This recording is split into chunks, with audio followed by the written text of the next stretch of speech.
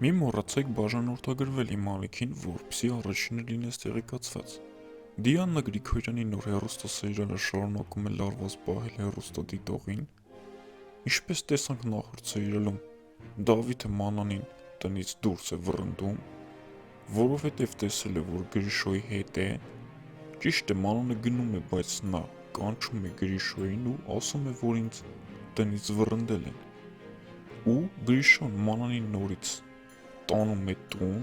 բայց բոլորս էլ գիտենք, որ Մանանը Գրիշոյի փողերի համար է այդքան ֆռում իր բոլորը։ Մանանը շատ վատ է պահում թե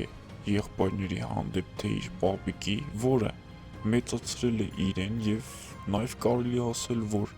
համ հայր է եղել, համ էլ մայր է եղել Մանանի համար։ Միգուցե այսքան բանից հետո խելքի գա Մանուշակը և բոլորից գնա ու ներողություն խնդրի։